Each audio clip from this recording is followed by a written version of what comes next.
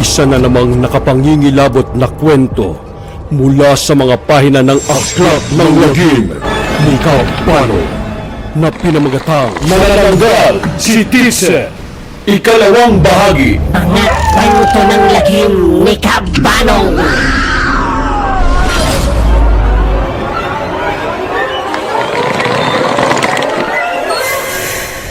Sa ating pagpapatuloy, Mamaki sa akin! Wag! Huwag kayong lalapit sa akin! Wag! tinitigan lang siya ng manananggal at lumipad ito palayo na tila naintindihan ang kanyang sinabi. Hindi na nagsayang ng oras pa si Kenneth at nagtatatakbo itong umalis ng bahay ni Teacher Yumi. Maya-maya pa, nang makarating si Kenneth sa kanilang bahay, O Kenneth, ano nangyayari sa'yo at humahagos ka? May humahabol ba sa'yo? Madali ka, kunin mo ang itak ko na mataga ko yung humahabol sa'yo. Wala po, Itay. Hinahabol lang ako nung aso sa kalsada kaya napatakbo ako.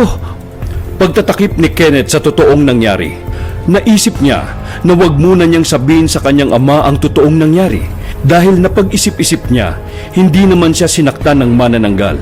At malamang sa kabila ng pagpapalit anyo nito ay nakilala pa rin siya ni Teacher Yumi at umiral pa rin sa teacher ang kabaitan nito sa kanya. Kinabukasan, Sabado, walang pasok. Naisip ni Kenneth na maglakas loob na puntahan uli si Teacher Yumi para kausapin ito tungkol sa nangyari. Pagkatapos nitong magpakain ng mga alaga nitong mga hayop, ay nagpaalam na ito sa kanyang ama. Ngunit biglang may pumunta sa kanilang kapitbahay. Oh, Aling Marites, ang aga-aga napadaan kayo. Bakit ho ba? Alam mo ba, Greg, ang nangyari kinlawakin?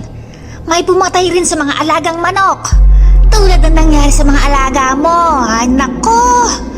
Ano bang nangyayari dito sa bayan natin? Mabuti pang doblehin nyo mga kandado ng kulungan ng mga alaga nyong hayop. Pati na rin sa bahay nyo. Dahil baka mamaya tao nang susunod dito'ng papatayin. Oh, sige. Pupuntahan ko pa si Maring Dolor at ibabalita ko rin ito sa kanya. Naisip muli ni Kenneth, si Teacher Yumi kaya ang may gawa ng mga bagay na ito? Agad na itong umalis para alamin sa kanyang teacher ang katotohanan. Ngunit nang malapit na si Kenneth sa bahay ni Teacher Yumi, ay bigla siyang hinarang ng grupo nila Neil. Hoy, saan ang punta mo ha? Kina Teacher Yumi ano? Di ba sabi ko sa'yo, huwag ka nang magpakyut pa sa kanya. Tigas mo ha. Ako pa talagang kinalaban mo. Sige, hawakan nyo yan. Tuturuan kita ng leksyon. Hawakin!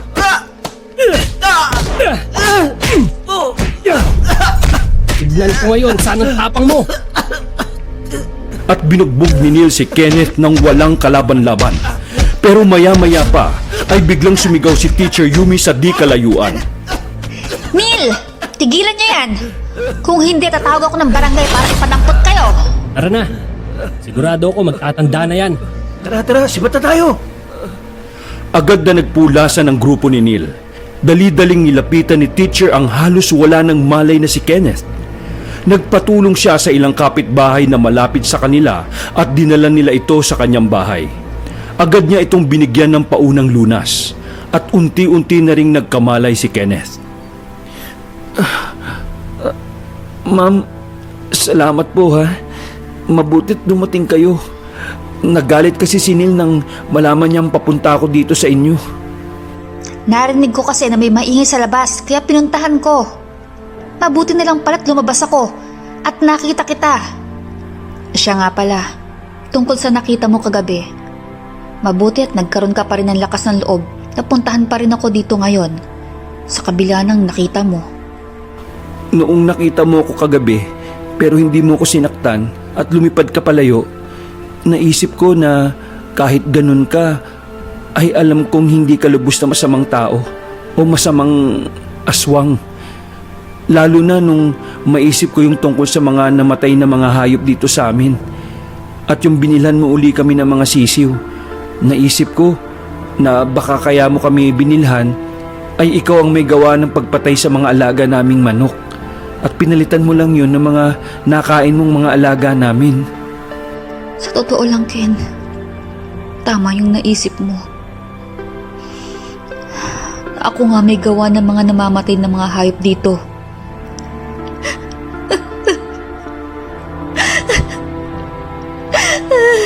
Pero alam mo, hirap na ako. Hindi ko naman gusto to eh. Pero wala akong nagawa. Kailangan ko tanggapin ang sumpang ito. Kung hindi, nahihirapan ang inang ko.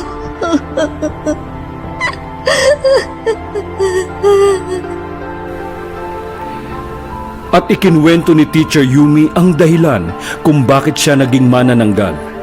Noong dalagita pa lamang siya, noong nakatira pa sila sa isang bayan sa Capiz, isang gabi. Ayon ang manananggal. Dali, sibatin nyo. Huwag na natin siyang hayaang makawala. Marami na siyang napapatay dito sa atin. Tapusin na natin ang manananggal na yan. At sinibat nila ang manananggal na tinamaan naman ito sa kanyang dibdib. Agad na lumipad papalayo ang manananggal. Maya-maya, sa bahay nila Yumi, gulat na gulat si Yumi sa nakita niya. Nakita ni Yumi ang kanyang ina na nasa likod bahay nila. Kitang-kita niya ang pagbubuong muli ng katawan ng kanyang ina na isang manananggal. Ngunit duguan na ito at hinang-hina na dahil sa sibat na nasa kanyang dibdib. Agad nilapitan ni Yumi ang kanyang ina at inalis ang sibat sa dibdib nito. Inay! Ano nangyari sa inyo? Bakit kayo nagkaganito? Isa pala kayong manananggal. Anak, Yumi, pasensya ka na. At nalaman mo, isa palang manananggal lang yung ina. Matagal nang sumpa ito sa ating pamilya. Iniluwa ng kanyang ina ang isang bato at iniabot ito kay Yumi. Tanggapin mo ang batong ito, anak. Ito ang bato ng manananggal na galing pa sa ating kanununuan. Kailangan mo itong tanggapin, anak. Kung hindi, mahihirapan ako mamatay sa sitwasyon kong ito. Sige na, anak. Parang awa mo na. Hirap na ako sa sumpang ito. Gusto ko nang magpahinga. Dahil sa pagmamahal ni Yumi sa kanyang ina, kahit labag ito sa loob niya, ay tinanggap niya ang bato ng manananggal para mawala na ang sumpang ito sa kanyang ina. At nang makuha na ni Yumi ang bato, ay unti-unti nang binawian ng buhay ang nanay ni Yumi. Yan ang dahilan kung bakit ako nagkaganito. Ayoko man. Wala akong magagawa. Kailangan kong tanggapin ang sinumpang kapalaran.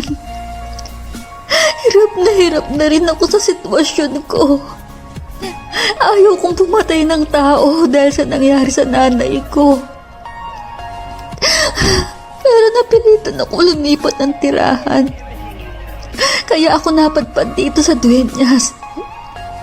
Pero inaatake pa rin ako ng sumpa. Imbes na tao ang patayin ko, mga hayop na lang ang kinakain ko. Pero nahihirapan ako.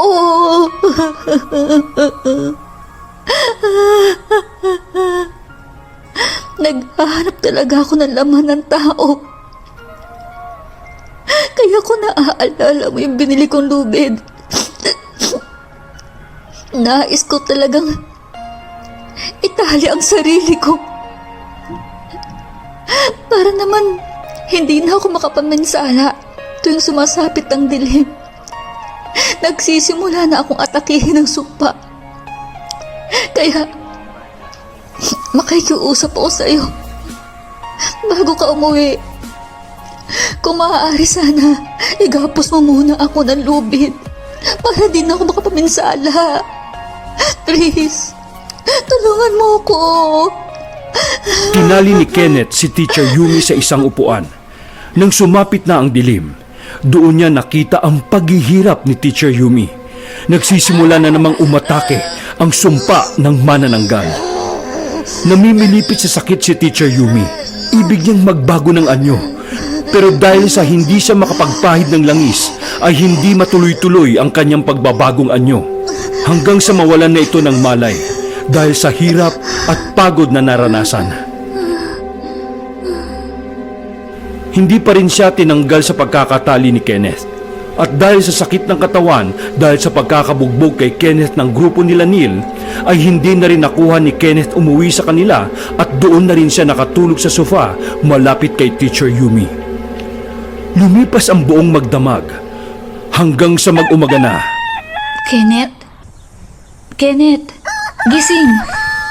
Gumising ka na. Pakawalan mo na ako dito. Ha? Ay, naku. Pasensya na po, ma'am. Inabot na ako ng umaga dito. Sabay tinanggal ni Kenneth ang pagkakatali ni Teacher Yumi. Naku, lagot ako kay tatay nito. Di na ako nakauwi kagabi. Sobrang sakit kasi yung katawan ko eh. Kaya nakatulog na rin ako dito. Huwag kang mag-alala. Kakausapin kong tatay mo. Sasabihin ko sa kanya na nagpatulong lang ako sa'yo sa pag-check ng mga test papers kaya di ka nakauwi. Salamat po, mama. Pero ang inaalala ko talaga ay itong mga pasako sa katawan. Ayaw na ayaw kasi ni tatay na makikipagbasag ulo ako. Kaya kung makikita niya itong mga pasa sa katawan ko, naku, mag-iinit ang ulo nun. At baka dagdagan niya pa ito. Ganun ba? Napakawalang iya kasi ng Neil na yan. Lahat na lang pinagtitripan niya. O sige, umuwi ka na.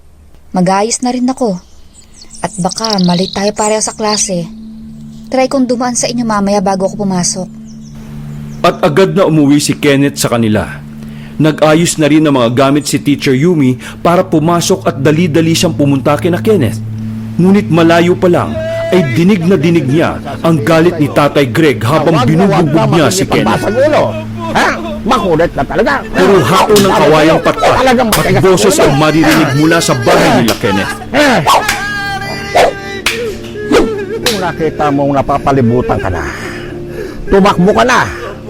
Huwag kang tutulad sa tiyuhin mong nagmamatapang. Hayon, nasa ilalim na siya ng lupa ngayon. At ayun pa rin ang dahilan kung bakit inatake sa puso at namatay ang nanay namin. Kaya wag na wag mong gagayahin ang tiyuhin mo, ha? Ha? Ha? Ha? Huwag ba tigas ang ulo? Opo, itay. Hindi na po mauulit. Tama na po. Dinig na dinig ni Teacher Yumi ang lahat. Nagkatroma pala si Tatay Greg sa mga nangyari sa kanya sa kapatid niya at sa nanay niya. Kaya ganun na lang ang galit nito sa nangyari kay Kenneth. Sigurado, sa sinapit ni Kenneth sa tatay niya ay hindi ito makakapasok. Kasalanan nito ni Neil. May nabuong plano si Teacher Yumi sa isip niya. Pagkatapos ng klase, nung uwian na, ay tinawag ni Teacher Yumi si Neil. Neil, may gagawin ka ba ngayon? Hindi kasi ako natapos at tinacheckan ko na mga test papers. Baka pwede naman tulungan mo ko. Huwag mo nang isamang mga barkada mo. Pero mga gabi ka na pumunta ha. Doon ka na maghapunan. Doon ka na rin sa amin kumain. Oo ba? Kakainin talaga kita, tiste. Kakain talaga ako sa inyo. Hindi na ako mahihiya sa'yo. Hindi alam ni Neil na huling hapunan na niya yon. Dahil pagkatapos kumain ay siya naman ang kakainin ni Teacher Yumi. Kinagabihan sa bahay ni Teacher Yumi. Kamusta, Neil? Nabusog ka ba? Yes, ma'am. Napakasarap niyo palang magluto. Nako, excuse me po. Talagang nabusog ka nga. Gusto mo ba ng dessert? At tumabi si Teacher Yumi kay Neil sa sala. Habang hinahagod ni Teacher ang dibdib ni Neil ay may binulong siya sa binatilyo. Aba, sige ba? Ikaw, ma'am, ha? Pilya ka pala. Gusto ko yan. Wala pang gumagawa sa akin yan. Madalas kasi ako ang tumatrabaho sa mga chicks ko eh. At pumunta sa kusina si Teacher Yumi. Pagbalik niya sa sala ay bit-bit na niya ang lubid na itinali sa kanya ni Kenneth nung inaatake siya ng sumpa. At itinali niya ang mga kamay ni Neil. Ayos yung trip mo, mama. Talagang ayaw mo akong gumalaw, ha? Ayos yan. Tinanggal ni Teacher Yumi ang mga botones sa polo ng uniforme ni Neil at hinagod niya ng kanyang mga daliri ang dibdib ng binatilyo. Tawang-tawa si Neil dahil sa nakikiliti siya sa ginagawa sa kanya ni Teacher. Pagkatapos ay tumayo si Teacher Yumi sa harap ni Neil. Kinuha ni Teacher ang cellphone niya at pumili siya ng mapanuksong tugtog upang sabayan niya ito ng sayaw. Nagsimulang gumiling ang katawan ni Teacher. Sumasabay sa indayog na mapanuksong tugtog. Unti-unti niyang tinanggal ang blouse niya at tumambad kay Neil ang dalawang malulusog na kabundukan ni Teacher Yumi. Wala na itong suot-suot na bra. Para bang handang-handa na ito sa laban. Hindi na mapakali si Neil. Galit na si Manoy. Sige na, ma'am. Ipakita mo na ang dapat mong ipakita. Gusto mo na bang makita? At unti-unting lumabas sa mga pangil ni Teacher Yumi. Humaba ang kanyang mga kuko at lumabas sa kanyang likod ang malalaking pakpak ng paniki. Sabay na punit ang balat nito sa balakang at nahati sa dalawa ang katawan nito. At dali-dali nitong pinuntahan si Neil, sabay akmang dudukutin ang puso nito. Isang mahabang sigaw ang maririnig mula sa loob ng bahay ni Teacher Yumi. Kinabukasan, nagkakagulo ang mga tao sa may liwasan. Nakita nila ang bangkay ni Neil na wakwak ang dibdib nito at wala ng lamang loob. Nabalitaan ni Kenneth ang nangyari kay Neil at dali-dali siyang pumunta sa bahay ni Teacher Yumi. Ma'am? Ma'am Yumi? Nandiyan ba kayo sa loob? Ma'am? Nandito ako sa likod bahay. At nung makita niya si Teacher Yumi, umiiyak. Punong-puno pa ng dugo ang kanyang katawan. Hinuhugasan niya ito sa lababo. Hindi ko nakontrol ang sarili ko. Hindi ko kagustuhan ang ginawa ko. Yung sumpa nagtulak sa akin na gawin yon. At ang masakit nito, nagustuhan ko. Mas masarap pala laman ng tao kumpara sa laman ng hilaw na manok. Pero Kenneth, ayoko na maulit to. Hindi na dapat nangyari kagabi. Kaya, magpapatulong sana ako sa iyo ulit sa huling pagkakataon. Gusto ko nang wakasan ang sumpang ito. Tulungan mo ako, Kenneth. Hindi ko maintindihan, ma'am. Paano wawakasan niyo ang sumpa? Huling pakiusap ko na to sa iyo. Mamayang gabi, balikan mo ko dito sa likod ng bahay ko. Makikita mo ang kalahati ng katawan ko. Mag-iiwan ako dito sa lababo ng asin, kalamansi, abo. Budburan mo ang kalahati ng katawan ko. Ibuhos mo lahat. Dahil pag ginawa mo yun, hindi ko na mababalikan ang kalahating katawan ko. At pag inabot ako ng umaga, na hindi ako nakakabalik at nabuo ang katawan ko, doon ako mamamatay. Yun na ang katapusan ko. At ang katapusan ng sumpa. Ipangako mo, Kenneth. Gagawin mo to. Sige, ma'am. Pangako. Gagawin ko po ito. Labag man sa loob, napilitang gawin ni Kenneth ang huling kahilingan ni Teacher Yumi. Pagdating ng gabi, hinintay muna ni Kenneth na makatulog si Tatay Greg bago siya dahan-dahang lumabas sa kanilang bahay at dali-dali itong pumunta sa bahay ni Teacher Yumi. Mag-aalas 12 na ng gabi. Laking gulat niya nung nakita niya na nakatayo sa likod ng bahay ang kalahating katawan ni Teacher. Nakaluwa ang bituka nito na gumagalaw-galaw pa. Halos maduwal si Kenneth sa nakita. Pagtingin niya sa lababo, nandun na yung asin, katas ng kalamansi na nasa baso at yung abo. Dali-daling binuhos ni Kenneth ang lahat ng ito. Biglang napaatras yung katawan. Gumalaw ito na parang nasaktan sa ibinuhos sa kanya. Kumukulo ang bituka nang nabuhos yung asin, katas ng kalamansi at abo. Sa kabilang banda, habang lumilipad si Teacher Yumi bilang manananggal, ay naramdaman niya ang ginagawa ni Kenneth sa kalahating katawan niya.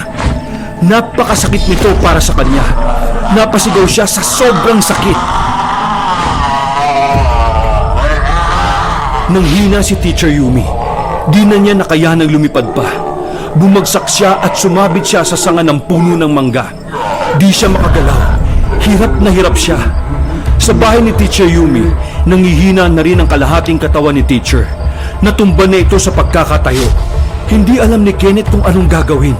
Maya-maya ay may narinig siyang nagkakagulo sa labasan. Doon sa punong mangga ni Aling Marites, may nakitang manananggal. Sumabit daw yung pakpak kaya hindi na makalipad. Dali, tara puntahan natin. Magdala na kayo ng sibat para mapatay na natin yung aswang na yan. Oo, tama. Tayo na. Eto, may dala na ako sibat. Salot na yan! Puntahan na natin ang aswang.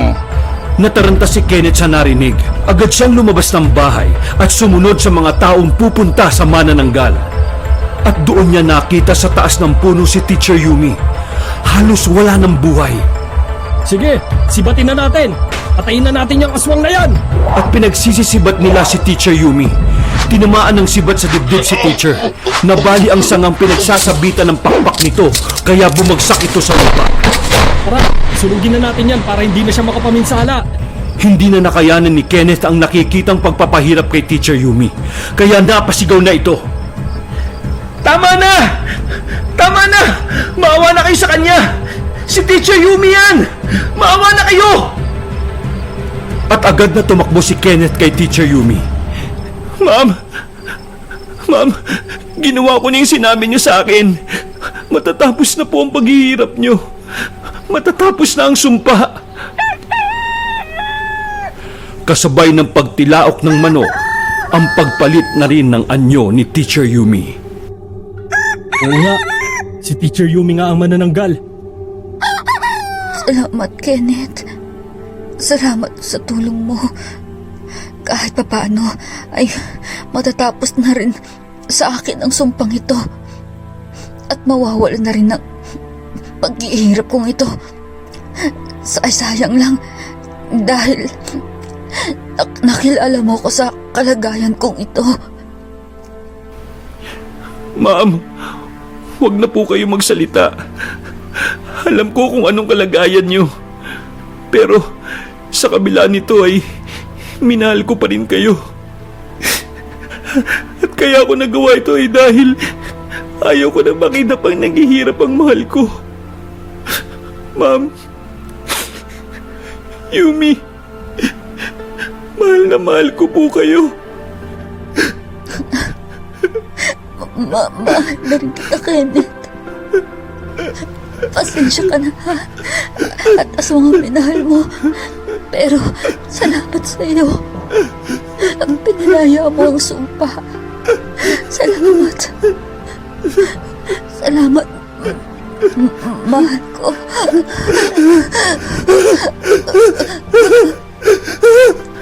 Ma'am! Ma'am!